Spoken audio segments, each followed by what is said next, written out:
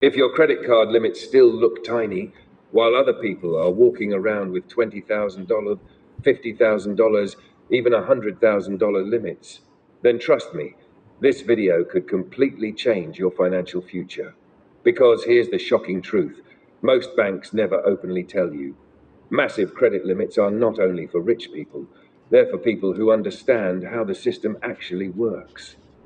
And once you learn these strategies, you stop begging banks for approvals and start making banks want to give you more credit. Today, I'm going to show you the exact step-by-step system smart credit users are using across the USA, UK, Germany, and Europe to turn small beginner credit limits into massive high-limit cards. And no, this is not fake internet advice. These are real methods banks respond to every single day. In fact, one of these exact strategies helped turn a regular personal credit card into a massive $65,000 limit. So stay with me until the end, because the final strategies are the ones most people never discover. And honestly, they can completely change the way you use credit forever. Let's start with level 1. The easiest strategy, but the one almost everyone ignores. Right now, there's a very high chance your bank thinks you make less money than you actually do. And that mistake alone could be destroying your credit limits. Think about it. Banks decide how much credit to give you based on risk. And one of the biggest things they look at is income. So if they believe you earn $40,000 a year, but your income actually increased to $60,000 and you never updated it, you're literally leaving thousands of dollars in available credit on the table. That's money you could already have access to. So here's exactly what you need to do. Log into your credit card account right now. Go to your profile settings, personal information, or account details. You'll usually find a section called annual income. Update it immediately. Now listen carefully. I'm not telling you to lie, but banks usually allow normal rounding. If your salary was close to $70,000 and you round slightly, nobody is launching a full investigation over that. And here's another thing many people don't realize. If you're married, living with a partner, or sharing household income, many applications allow you to include total household income. That's a huge advantage. Even stay-at-home parents in some countries can legally use household income information. Now here's another hidden factor quietly hurting many people: housing payments. This one matters more than most people think. For example, if your rent is $1,500, but you split it with a roommate, only enter your portion, not the full amount. And if you live with family and pay nothing, putting zero is completely fine. In fact, it can actually help your financial profile look stronger. Because from the bank's perspective, someone earning good income with low monthly expenses looks far safer than someone drowning in expensive bills. And sometimes, just updating this information alone can trigger automatic credit limit increases without even requesting one. But this is where most people stop. They update their profile, then wait around, hoping the bank notices them. Big mistake, because smart people don't wait. They ask. And this brings us to level 2. Manual credit limit increases. This is where you stop hoping and start taking control. Now here's the best part.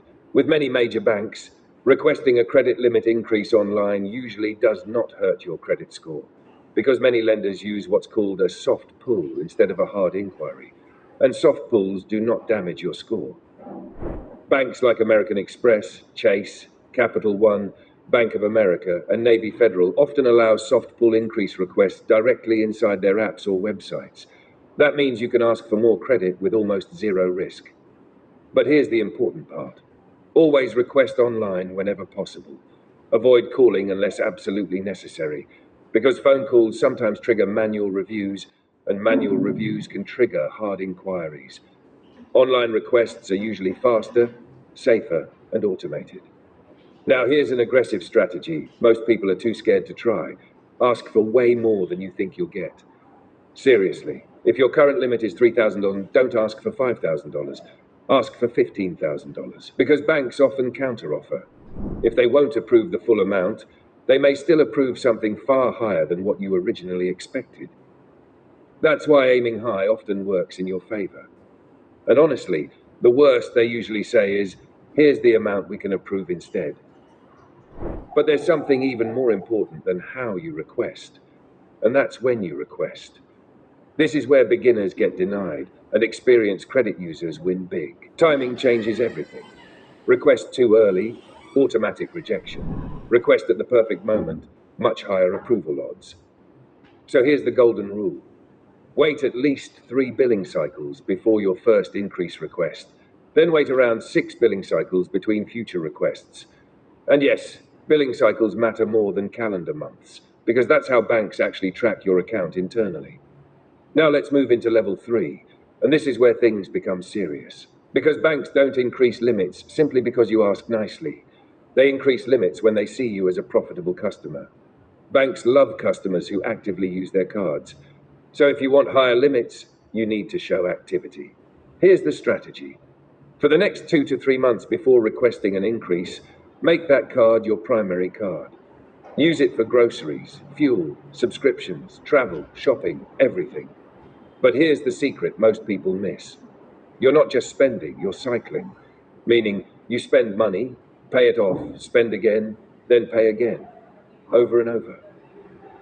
For example, spend $1,000, pay it down, then spend another $1,000. This tells the bank something powerful. It tells them you need more available credit. Because if you're pushing thousands of dollars through a small limit card, the bank sees demand. And demand often leads to higher approvals. But timing your payments is critical. About 1 week before requesting the increase, lower your balance dramatically, ideally under 10%. Even better, between 1% and 6%. Because that combination shows two powerful things at once. You use credit heavily, but you also manage it responsibly. That's exactly the type of customer banks trust. Now, here's what you should never do. Don't ignore a card for months, then suddenly request a higher limit. Banks hate that, because from their perspective, why should they give you more money when you barely use the credit they already gave you? Heavy, responsible users almost always receive the best treatment. Now let's move into level 4. This is where advanced users separate themselves from everyone else, because banks don't only look at one card, they look at your entire financial profile. And one of the biggest things they analyze is credit utilization. This is massive for your credit score. Take all your balances combined, then divide them by all your total credit limits combined. That percentage matters a lot. If your utilization is above 30 cent, approval odds start dropping fast. But if it's under 10 cent, your profile instantly looks stronger and safer. So here's the smart move. Pay down high balances first. Lower the utilization on the card you want increased. Then reduce your overall utilization across all cards. Yes, it takes discipline. But this is exactly why financially smart people receive the highest limits. Banks trust low-risk customers. Now here's another hidden strategy advanced users know. Watch out for hard pulls. Some banks still use hard inquiries for credit limit increases, and those can temporarily lower your score. So here's a smart trick. Freeze your credit reports before requesting. If the lender requires a hard inquiry, the request usually won't continue until you unfreeze your reports. That allows you to test safely first. And here's another powerful thing people ignore completely. Denial letters. If you get rejected, don't panic. Read the reason carefully. Because banks literally tell you what needs fixing. Too much debt? Lower balances. Account too new? Wait longer. Too many recent inquiries? Stop applying temporarily. Recent missed payments? Give it time. That denial letter becomes your roadmap for future approval. Now let's move into the final level. And honestly, this strategy is incredibly powerful, because this one can instantly create massive usable credit without even applying for a new card. It's called credit limit reallocation. And most people have absolutely no idea this exists. Here's how it works. Imagine you have two Chase credit cards. One has a $15,000 limit, the other only has $3,000.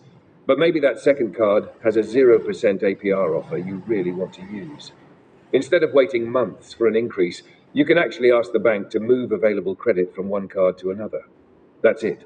One phone call, 5 minutes, and suddenly, one card drops slightly, while the other jumps massively higher. No new application, no waiting, no extra hard inquiry, just smarter credit management. This strategy is amazing for balance transfers, large purchases, 0% APR financing, and maximizing rewards. And remember this, your credit limits are not permanently locked. Smart users move them strategically, like chess pieces. That's how financially educated people optimize their entire system. But before you start requesting huge limits everywhere, there's something important you need to understand. Higher limits can sometimes reduce your chances of future approvals with certain banks, especially banks like Chase or American Express. Because many banks have internal exposure limits tied to your income, meaning if they already extended too much credit to you, they may reject future applications. That's why some experienced users actually lower certain limits before applying for new premium cards. Sounds strange, but strategically, it works. And finally, let me be completely honest with you.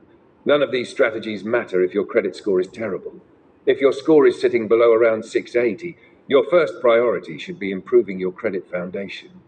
Because higher limits become much easier when your profile already looks financially strong. And honestly, that's the real secret nobody explains. Massive credit limits aren't random. They're earned through positioning, timing, discipline, and understanding how the financial system actually works. Once you understand the game, you stop chasing approvals and start making banks compete for you. If you enjoyed this video and want more powerful credit card strategies, banking secrets, financial hacks, and smart money tips designed for viewers across the USA, UK, Germany, and Europe, then subscribe right now to Smart Card Europe. Because on this channel, we don't just use credit cards, we learn how to master the financial system itself.